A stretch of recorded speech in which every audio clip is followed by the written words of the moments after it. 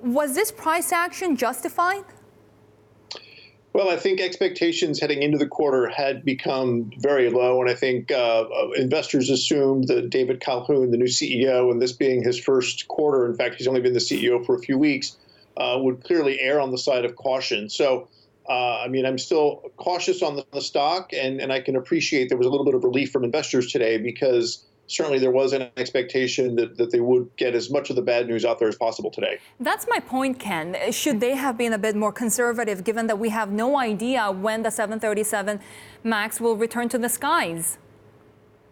Well, Boeing stuck to the messaging of mid this year, mid 2020 for getting at least reauthorization from U.S. regulators, and I think that's currently probably their best estimate. And by that point, it's been, of course, almost a year now, 10 and a half months. So they could have been more conservative, but I think on the flip side, they are also getting a little bit more optimistic around the timing and probably feeling a little bit better about it now that we're this far into it. So what do you make of Mr. Calhoun's first earnings day? Well, I would say two things to keep in mind. I think clearly he's trying to strike much more of a conciliatory tone. He's trying to come across as much more open and much more open and much more forthright with the information. And clearly he struck those chords very well today on the conference call. There's only so much he can say, obviously, because to your point, Sherry, there is a lot of information they just don't know yet. And a lot of the timing, frankly, is not up to Boeing. It's up to the regulators. But I think he accomplished today what he had to do in terms of establishing some credibility, establishing better dialogue and a perception that certainly he's going to be more open and more transparent with the communications. And of course, he got a significant amount of the negative news out there. So I think a lot of people were just looking to get a sense as to how he would run this call. And I think he ran the call and the initial sort of earnings release relatively well. Give us your take on Boeing's finances at the moment, given that sources are telling Bloomberg that they are trying to tap another $10 billion or so of a loan facility. So they did confirm today that they had applied for an additional, or trying to get an additional $12 billion, and they could have in fact raised more than that. So financially, they're in very good shape, right? I mean, they only have under $20 billion of net debt. Have a number of other programs, obviously the 787 and 767 and other programs generating cash, and of course the military and services business.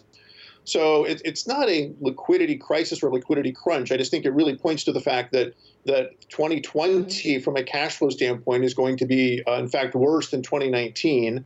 And I think one of the key messages today is the recovery into 2020, 21, 2022 is clearly going to be slower and more gradual than I think a lot of people expected. So it's clearly a requirement for the company to shore things up near term. They did also say that as soon as they start to deliver the MAX again, certainly paying down the debt will be a high priority. So unless there's another step back in the process, I think it's really necessary near term. But I think the big takeaway for me is that the climb out of this is going to be a lot more gradual, I think, than people expected. Ken, of course, the other big news for the industry has been the spread of the coronavirus outbreak. Does this have any material impact for Boeing, especially if airlines suffer? It certainly does on the short term. You tend to see a fairly significant drop in traffic, just like you're seeing right now, not just in China, but certainly here in the United States as well. Some of the major airlines have announced cancellations or cutbacks on their traffic in and out of China and other parts of the world.